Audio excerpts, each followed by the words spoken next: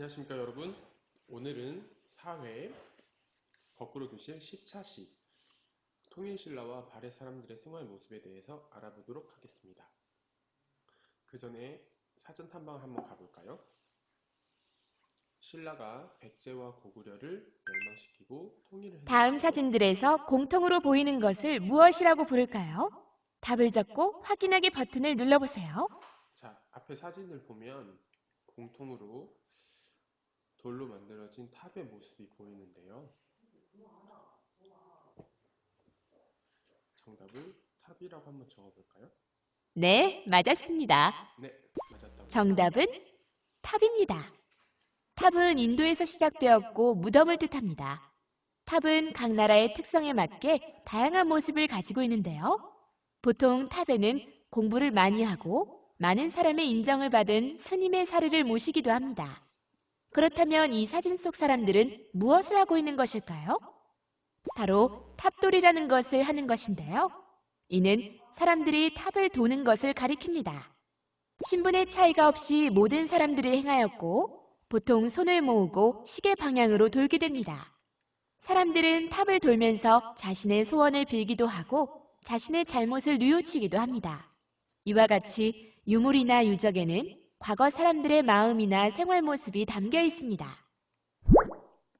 자, 여러분들이 알다시피 국가가 형성되면서 삼국시대에 우리가 강력하게 들어온 종교가 뭐였냐면 불교였어요. 불교를 들여온 목적은 왕이 곧 부처라는 생각으로 국민들을 잘 통치하기 위한 거였죠. 그렇다면 그 부처님들이 돌아가시고 나서 그 부처님들을 모시기 위한 무덤이 필요했단 말이죠. 그 무덤으로 사용된 게 바로 탑이에요. 그래서 탑을 현재 사는 사람들이 돌면서 그 탑 주위에서 소원을 빌기도 하고 자기가 잘못한 것을 반성하기도 했어요. 알겠죠?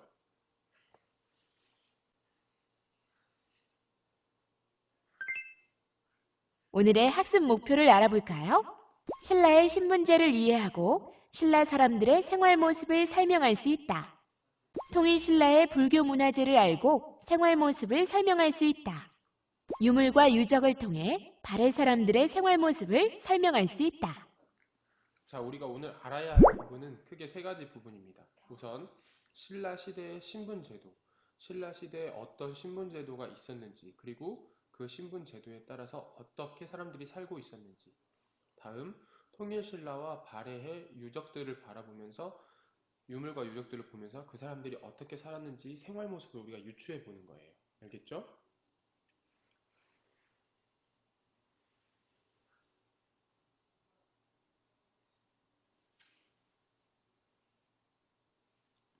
우선 가장 먼저 신라 시대의 신분 제도인 골품 제도에 대해서 알아볼 텐데요. 자, 그럼 지금부터 재생 버튼을 눌러 학습을 시작해 볼까요? 고고! 자, 한번 잘 들어봅시다. 신라에는 골품제라는 신분제도가 있었습니다. 신분에 따라 할 수 있는 일이 정해져 있었지요. 골품제는 태어나는 순간 부모님의 신분에 따라 신분이 결정되는 제도입니다. 예를 들면 부모가 왕족이면 신분이 높은 사람이 되고 일반 백성이면 신분이 낮은 사람이 되는 것인데요. 골품제는 크게 골제와 두품제로 나누어집니다.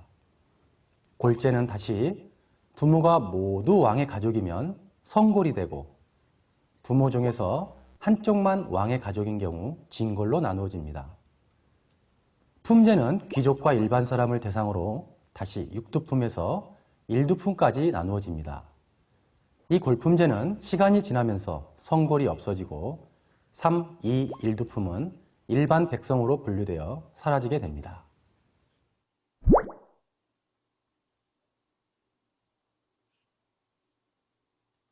자, 옛날 시대에는 사람이 태어나면 그 사람들의 뼈에 등급이 있다고 생각했어요. 그래서 골품 제도를 사용했는데 골제라는 건 진짜 왕족들이 골제였고 그 이외에 귀족이나 일반 백성들은 두품제를 사용했다는 얘기입니다. 무슨 말인지 알겠죠?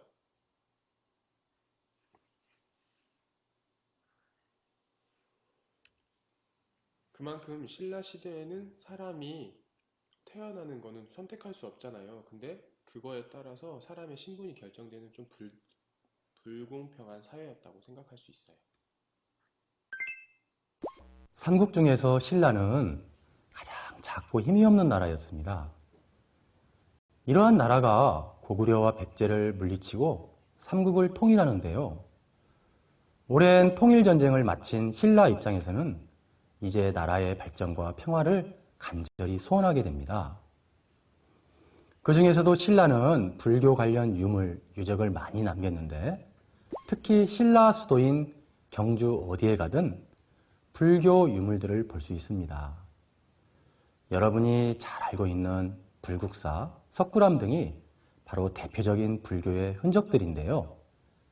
이러한 불교 유적들은 다른 나라로부터 신라를 지키고자 하는 마음, 행복하게 살고자 하는 마음, 살아서나 죽어서나 행복하게 살고 싶은 마음이 담겨 있습니다.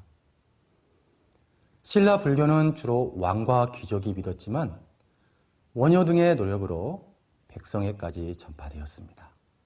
자, 그럼 우리 함께 경주 문화재 지도를 보고 신라의 불교 문화에 대해 알아볼까요? 여기는 불국사입니다.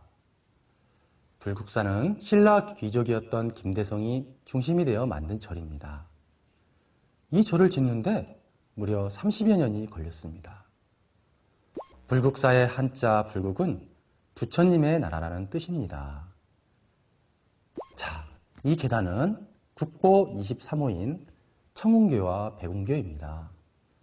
원래 이곳 밑에는 우물이 있었지만 지금은 없어졌습니다. 계단은 모두 33개입니다. 이 계단을 중심으로 하여 아래는 인간의 땅이고 위는 부처님의 땅이라고 합니다. 이 계단을 올라가야만 부처님의 나라로 갈 수 있습니다.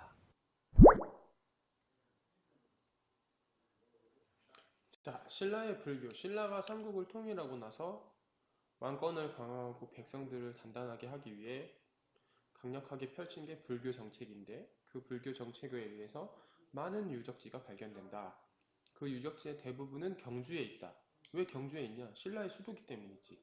그 중에 가장 대표적인 게 불국사와 청운교, 백운교 등이 있다.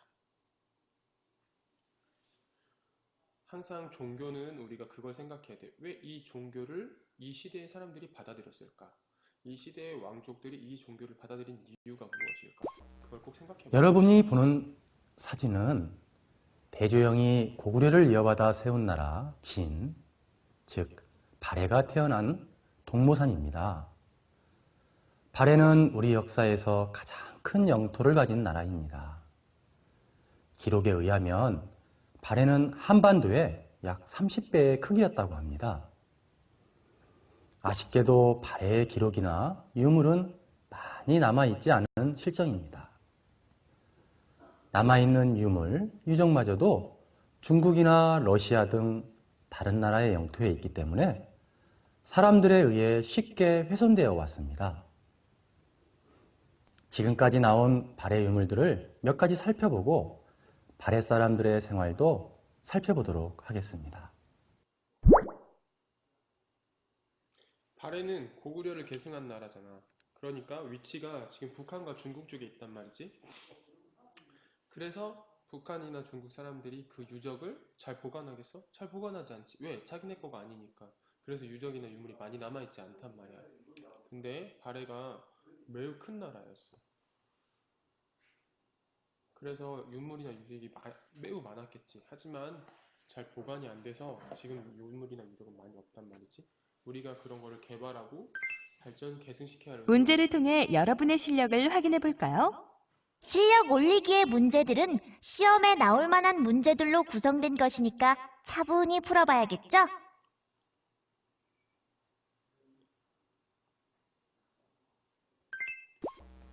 여러분이 보는 사진은 대조영이 고구려를 이어받아 세운 나라 진, 즉 발해가 태어난 동모산입니다. 발해는 우리 역사에서 가장 큰 영토를 가진 나라입니다. 기록에 의하면 발해는 한반도의 약 30배의 크기였다고 합니다.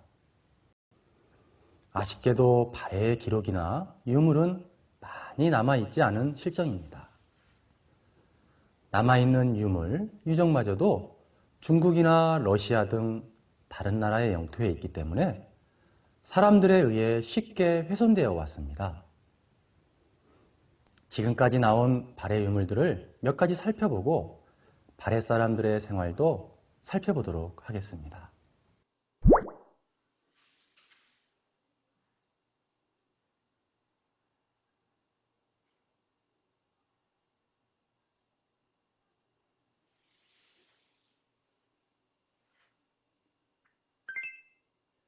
문제를 통해 여러분의 실력을 확인해 볼까요?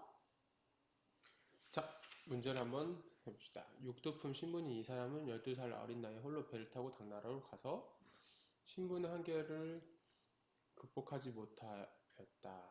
육두품의 최고장인 최치원을 얘기하는 거겠지. 최치원. 여기서 우리가 알아야 할 건 신라 시대에는 골품제도라는 제도가 있었고 사람들이 그 제도에 따라서 계급이 나누어졌었다. 골품제에 따른 신라시대 사람들의 생활 모습하고 관련이 없는 것. 관리마다 입는 옷이 달랐다. 내 마음대로 집을 짓고 살 수 없었고 시험을 통해 가장 높은 관직에 올라갈 수 있었다. 신분에 따라 사용할 수 있는 장신구가 정해져 있었다. 태어남부터 부모의 골품에 따라 신분이 결정됐다. 자, 1, 2, 3, 4, 5번 중에 한 가지만 다른 의미고 나머지는 다 골품제에 대한 의미지. 그러니까 태어나자마자 자기의 계급이 다르니까 입는 옷도 다르고 집도 다르고 관직도 다르고 장신구도 다르고 모든 게 다 다른 거야. 여기서 지금 우리가 알 수 있는 건 잘못된 건 3번이겠지. 시험을 통해 높은 관직에 올라갈 수 있었어? 없었어. 높은 관직에 누구만 올라갈 수 있어? 왕족만 올라갈 수 있었다. 오른쪽 그림에 있는 유물에 대한 설명은, 자, 오른쪽 그림에 있는 유물은 탑이지, 탑. 알맞지 않은 것을 물어봤다.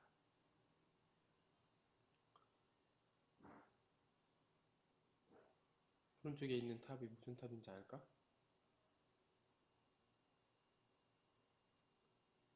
불국사 안에 있는 다보탑이 아니지. 그쵸? 다음 그림을 보고 물음에 답해봐라.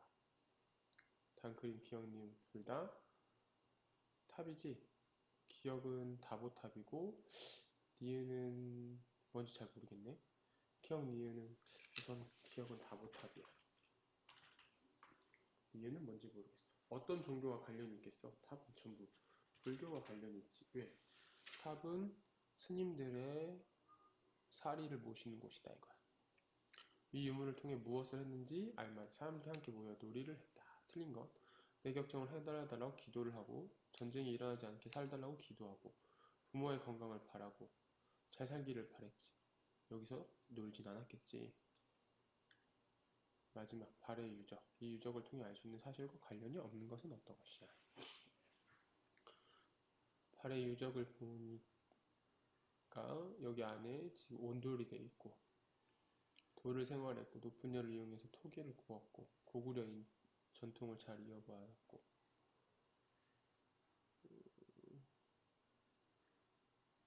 높은 열을 이용해서 토기를 구웠는지는 우리가 잘 모르겠네. 그치? 발에 대한 설명으로 옳지 않은 것. 사람들의 신분 차이가 없었다. 부부가 죽으면 함께 무덤에 묻혔다. 석등을 발에서 부가 크게 발달한 것을 알 수 있다. 무덤을 보면 발해가 고구려를 개성한 나라였다는 걸 알 수 있다.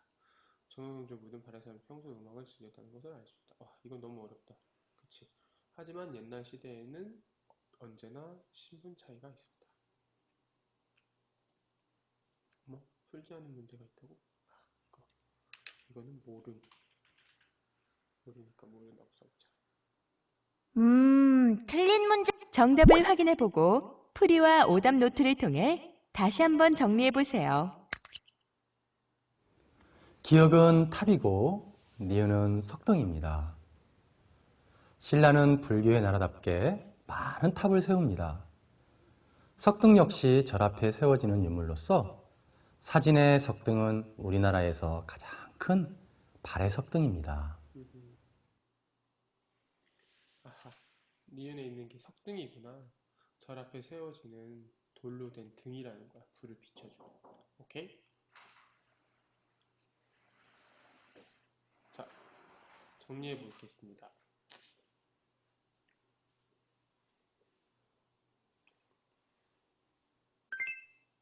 이번 주제를 열심히 공부했나요? 그럼 이번 시간에 배운 내용들을 정리해 봅시다. 이번 시간의 핵심 요점이 담겨 있는 카드입니다.